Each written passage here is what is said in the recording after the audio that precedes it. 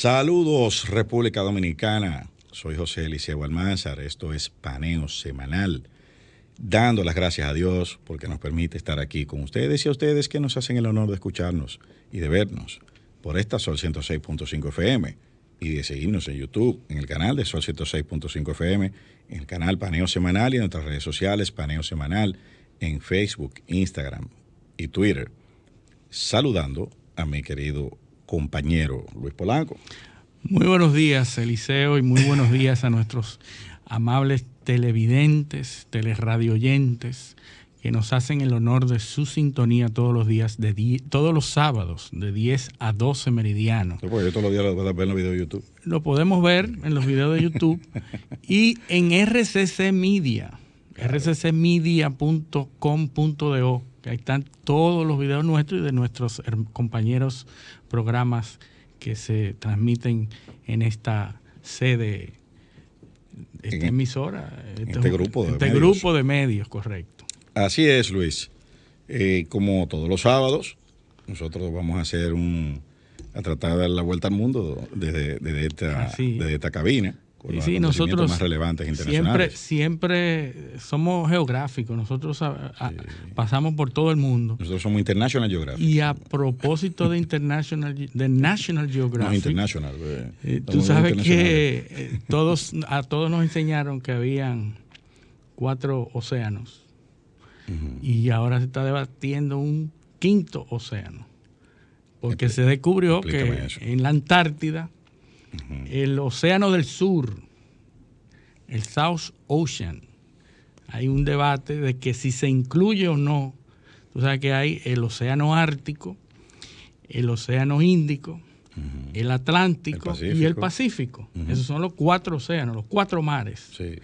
No, eran 7 mares antes. Pero eran mares. Sí, eran mares, océano. Los océanos son 4. O sea, recuerda que Colón era de la mar Océana. La mar Océana. Sí, almirante de la mar Océana. Sí, ese era el título del almirante. Sí. Pero ahora, habiendo un mar en el Ártico, que era en el Polo Norte, pues ahora se descubre que antes que era hielo, pero ahora como hablan de que se está derritiendo esa masa de hielo, ahora hay agua, y se ha estado debatiendo la inclusión de un nuevo océano, el océano del sur, océano del sur. Entonces, ese estaría más o menos por dónde.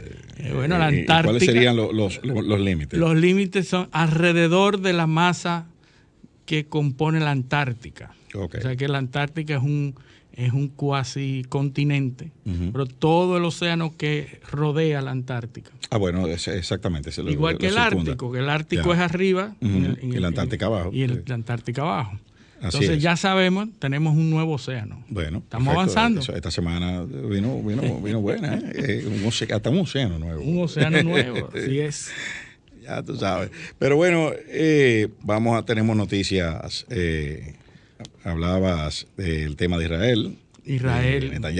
Netanyahu está a días de salir del gobierno. Allá ganó el Seban allá también. Parece que el Seban imperó. Sí. Y bueno, ya habíamos hablado en este programa de las condiciones políticas que probablemente habían incidido en esos ataques de Palestina a Israel y las respuestas desproporcionadas de Israel también. Que era una coincidencia de escenarios políticos en las dos zonas. En ambos lados, la tormenta perfecta, le dicen los.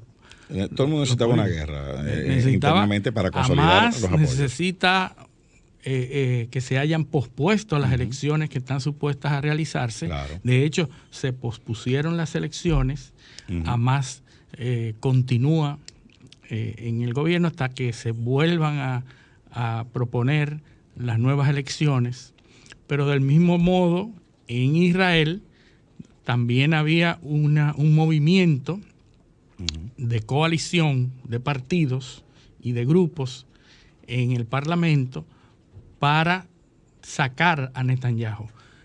Habíamos hablado de que en Israel se produce un gobierno sui generis, un gobierno que es como una especie de rey o de reinado, que es el presidente. El presidente es una especie de rey, que es una figura formal.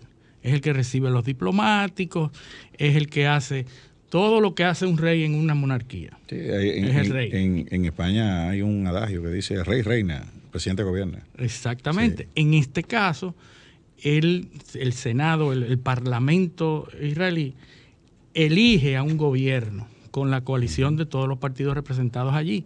El presidente lo eligen, pero el presidente no hace nada. Lo único que hace es convocar a las elecciones del primer ministro, que es el que gobierna, es el que dirige a todos los demás ministros para gobernar. O sea, los gobiernos. El jefe de gobierno, el otro jefe de Estado. Exactamente, sí. Exactamente. Es un primer ministro. El presidente es el jefe del Estado y el primer ministro es el jefe de gobierno. Netanyahu, que ha vendido toda la vida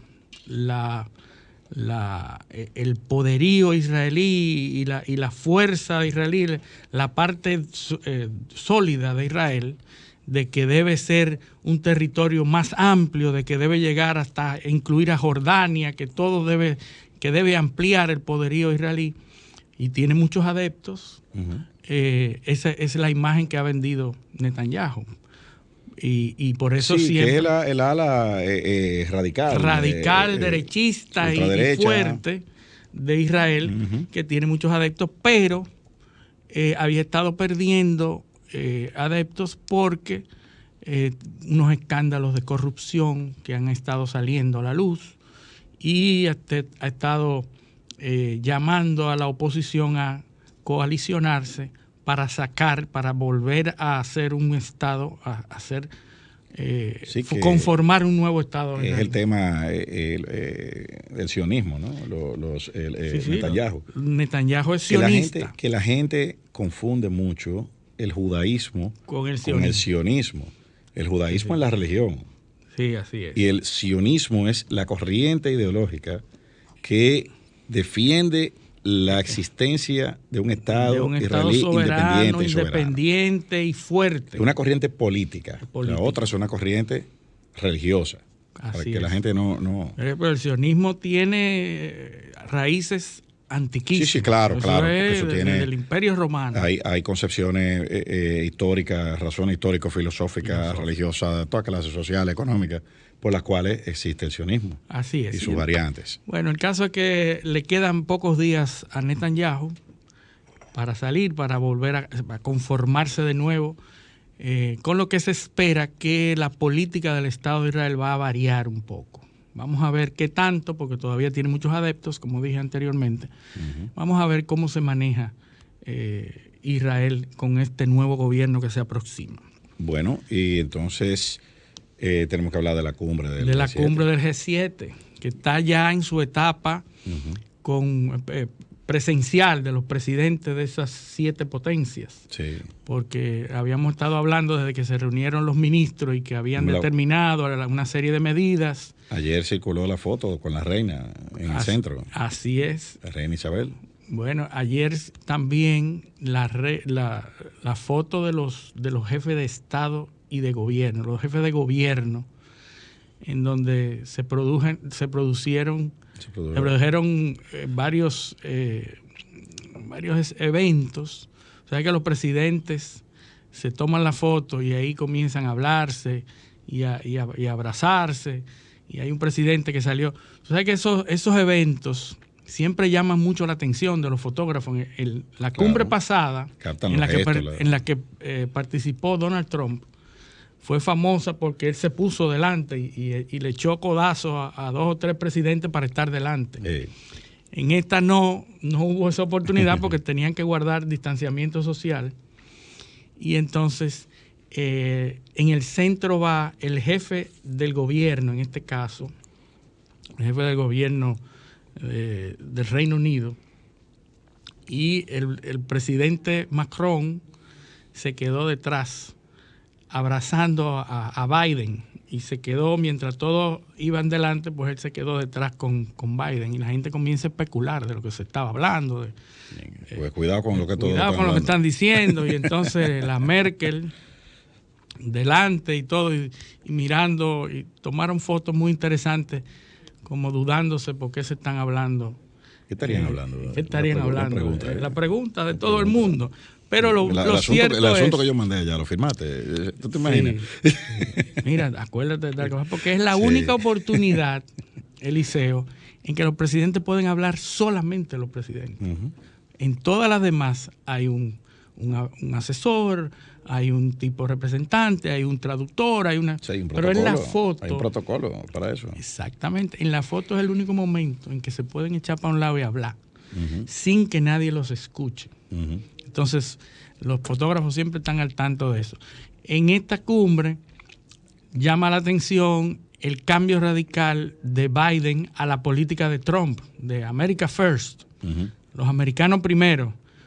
Biden ha tratado de cambiar ese concepto que Trump impuso en la última cumbre del G7. Y ya no es America First, pero ahora vamos a tratar de ayudar a los demás países.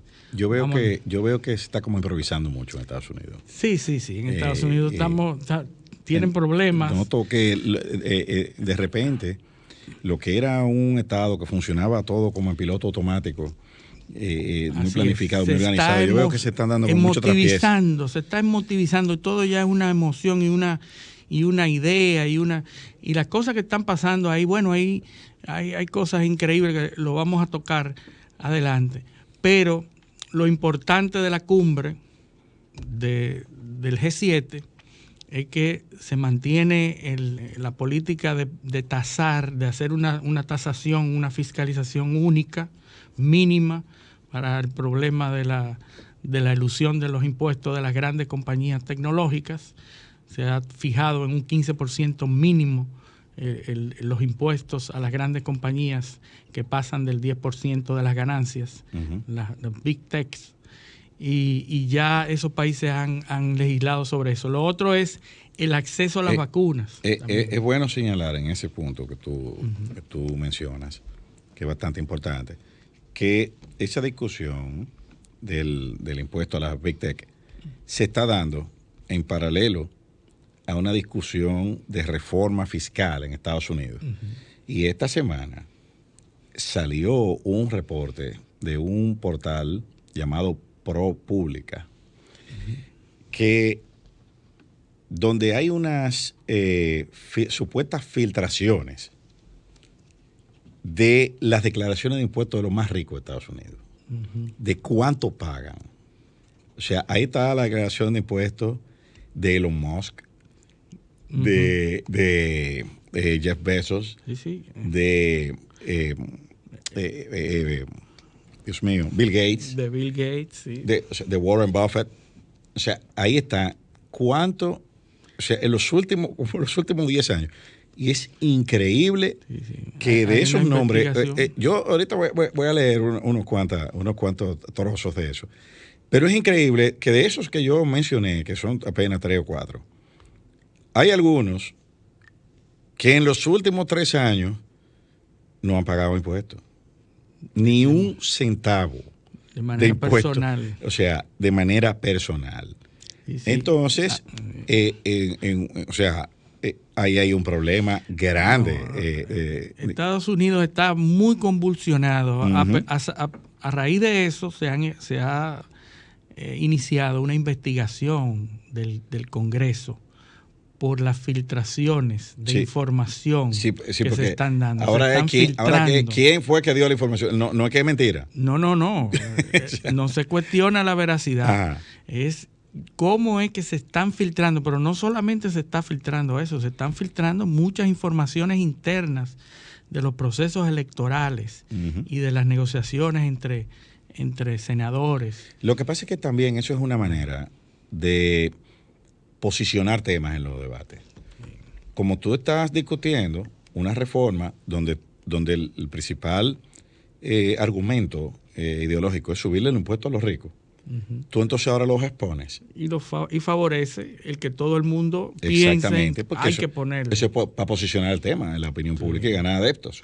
Es como el tema que discutíamos hace un par de semanas, cuando hablábamos del ciberataque al Colonial Pipeline. Así es. ¿Qué era lo que se quería posicionar? El propósito de esta reforma, ¿qué es? O un plan de mejora y renovación de infraestructura. Primero se habla de que Estados Unidos está detrás en el tema de la infraestructura, porque se ha puesto vieja, porque se ha puesto obsoleta, porque se ha hecho muy dependiente de la cadena de suministro que viene del extranjero, incluso de países que son incluso rivales o competidores de los Estados Unidos, como es el caso de los chinos. Y bueno, y comenzaron a salir reportes de la infraestructura eléctrica, de que un transformador en un sitio tenía un componente chino y que por ahí podían hackear. Entonces, todo parte de eso, parte de que en los medios se gana la mayor parte de la guerra. Bueno. En los medios es que se discuten las cosas y en los medios se gana o se hace el mayor trabajo se hace en los medios. Todo lo demás es consecuencia de eso. Tú posicionas el tema, ganas respaldo público, el público presiona a los congresistas y entonces ya ahí tú tienes la tormenta perfecta. O sea, tú puedes ahí imponer tu agenda sin mucho... Porque, ¿qué sucede?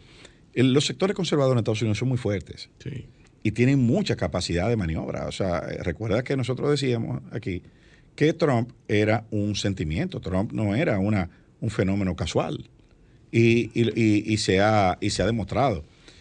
Recuerda que lo que dijimos aquí hace un par de semanas, era director creo que del Wall Street Journal, decía, se necesitan 75 editoriales para aprobar una ley. Sí. Y los Estados Unidos. Entonces, contabilizado ya. Sí, porque Bartley, imagínate, era director del Wall Street Journal. Entonces, ellos están buscando ¿qué? Bueno, esos 75 editoriales, posicionando temas de la infraestructura está dañada. Tenemos un déficit y los ricos no pagan. Ya, eso está clara la reforma. Sí, ya está claro que tenemos que hacer una reforma y cobrar a los ricos. Así es. Y ese es uno de los temas importantes en Estados Unidos. En el G7, en la cumbre, volviendo a la cumbre, la agenda es bastante apretada. Biden está en Europa y aprovecha también para reunirse con la Unión Europea para tratar precisamente los temas tecnológicos. Biden el día 14 se va a reunir con la OTAN y ahí van a hablar el tema ruso, porque la OTAN hay que recordar que se crea en el 1949 precisamente ante la amenaza de la Unión de Repúblicas Soviéticas Socialistas, que crearon la Unión Soviética. Entonces, todos esos países europeos, la OTAN, se aliaron en contra o ante la amenaza de la Unión Soviética y del avance de la Unión Soviética. Pues Biden se va a reunir en la OTAN el día 14. También, recuerda que también un día después, que hubo una expansión hacia el este de la OTAN y está con el tema de Crimea. Crimea, porque la incursión rusa en Crimea está también, es una respuesta a la expansión al este de la OTAN. Al este de la OTAN. Pero precisamente el 14 se reúne Biden con la OTAN, el 15 hay una cumbre de la Unión Europea para tratar el tema de la seguridad tecnológica y sobre el tema del 5G, de la tecnología de 5G. Tú sabes que hay diferentes versiones. Está la tecnología 5G de los chinos, la 5G de los europeos y la 5G de los americanos. Entonces, ese los tema... rusos no tienen los rusos 5G. No están en eso. Parece que ellos van por 6G. Pero entonces, a propósito de Rusia, el 16 se reúne Biden con Putin en Génova, en Suiza. En Ginebra, perdón, Geneva. En Ginebra se reúne con Putin para hablar precisamente, inicialmente, el atentado, el supuesto atentado ruso contra las elecciones del 2016, que el Partido Demócrata había sostenido que Rusia había estado inmiscuido en las elecciones del 2016. Biden le dijo asesino. Le dijo de todo. Asesino a Putin. Pues se va a tratar el tema y se va a tratar el tema de la ciberseguridad, el tema de las infraestructuras del Colonial Pipes, se va a tratar el tema de SolarWinds. SolarWinds es una empresa que provee tecnología y provee software a las grandes empresas. Y entonces se ha descubierto que hay ciertos grupos rusos que han estado provocando que ese software se utilice para pirateo y para incursiones, y ciberdelincuentes han estado utilizando ese software de SolarWinds. Y todos esos temas de ciberseguridad a los cuales se aduce, se dice que hay manos del gobierno ruso en esos temas, se van a tratar en esa cumbre. Bueno, y es importante señalar también que de las conclusiones de la cumbre del G7 van a ser tratadas entonces de manera más amplia en el G20. En el G20. En la cumbre G20 que próximamente, creo que en 2 meses o 3, me parece que siempre es un tiempito después de la G7. Donde se van a tratar ya estos temas, sobre todo el tema principal que es el del impuesto, ¿no? El tema de la fiscalidad, del 15%, que parece ser la tasa. Sí, y que también, al parecer, de manera primaria, se aplicará en las empresas de tecnología. Sí, parece ser que ese es el nivel, que ese es el nivel y el consenso, porque hay países que están tasando un 12, un 11, un 10. No, que no va a cambiar de la noche a la mañana su estructura fiscal. Además que Europa no es homogénea en eso. No, claro, hay países que viven de eso. No, ni siquiera países, hay territorios que responden a diversos criterios de organización que tienen autonomía fiscal. Así Entonces, ese es uno de los grandes problemas del euro, que tú tienes una política monetaria centralizada, pero entonces tienes la política fiscal autónoma y soberana. De cada país, región, territorio, y entonces eso es un dolor de cabeza. Ahí es donde la puerca retuerce el rabo. Sí, parece que es el punto que pone difícil. Siempre se pone, no sé por qué la puerca. Difícil determinar eso. Hay dos cosas de la ciencia criolla.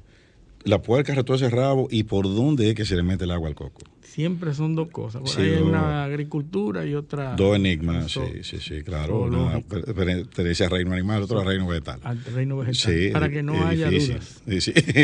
Pues así es. Y bueno, también se va a tratar en la cumbre Biden-Putin el tema de los adversarios rusos. Habíamos hablado aquí en el programa, hablábamos de Alexei Navalny, exacto. Que se van a tratar porque Rusia, al igual que lo está haciendo China, y Rusia está haciendo una cosa muy interesante, y es que Rusia, que acaba de multar a Facebook y a Twitter bajo una ley de defensa del Estado, acaba de multarlos por contenido ilegal. Mientras en el mundo entero se está hablando de la transparencia y de la libertad y de que las grandes compañías están fungiendo como jueces, lo que es Rusia y China, en Rusia y China se están reforzando la censura a estas grandes compañías. Fíjate las diferentes estrategias que están llevando a cabo las grandes potencias. Ese es uno de los grandes debates ideológicos, filosóficos, ¿no? Uh-huh. Los países que están mejor económicamente, o que tienen menos problemas internos de gobernabilidad, son los países autoritarios. Los autoritarios. O sea, los países donde... Y eso hay que repensarlo también, porque el concepto del autoritarismo y los contenidos esenciales, supuestos contenidos esenciales de la democracia, están fallando. O sea, ¿qué es democracia? O sea, que la gente vote. Bueno, pero... que la democracia se está tornando inmanejable. Exactamente. Es inmanejable porque antes, cuando no había redes sociales, cuando no había manera de juntarse mucha gente que no sea de la boca a boca, las contiendas electorales quedaban 40-60, 30-70. Ponerse de acuerdo entre mucha gente era difícil. Uh-huh. Ahora, ponerse de acuerdo entre mucha gente es fácil. Con lo cual, las contiendas electorales son más igualitarias Y estamos viendo en la mayoría de los países donde es muy difícil que haya una abrumadora cantidad de un grupo por encima de otro. No hay esa democracia arrolladora del 70-30, del 80, del 60-40, sino que ahora están 49-51, 49.5. Pero el fenómeno que tú describes en las redes sociales, ya Thomas Jefferson había hablado de eso. Y Thomas Jefferson decía que el hombre que no lee nada está mejor educado que el que solo lee periódicos. Exactamente. Sí. Entonces, el periódico era la red social de esa Imagínate ahora que no es un periódico, sino que en todas partes, a todo momento y en todo lugar, que tú comienzas a oír lo mismo que antes tú leías en el periódico. Pero que el periódico había que saber leer. Claro. Ahora tú no tienes que saber leer para oír las basuras que antes se escribían. Ni saber escribir para tuitear tampoco. Exactamente. Entonces, fíjense lo que está pasando en el mundo. Entonces, hemos estado hablando de China y cómo China ha asumido una postura de censurar esas grandes compañías, censurar los contenidos, regular lo que puede decirse y lo que no puede decirse. Y Rusia también. Mientras que todo en el mundo entero, entonces tenemos los problemas. Está siendo víctima de no censurarlo. De no censurarlo. Mira qué cosa tan grande, ¿eh? Así Pero es. bueno, y ya, bueno, vámonos a nuestra primera pausa, para que entonces cuando regresemos, hablar de los temas de Latinoamérica, que hay bastante de qué hablar. Esta fue una semana donde, muy activa, donde fuimos protagonistas en Noticias Mundiales. Sí. Bueno, vamos a la pausa. Esto es Paneo Semanal. No le cambien. Paneo, paneo, paneo.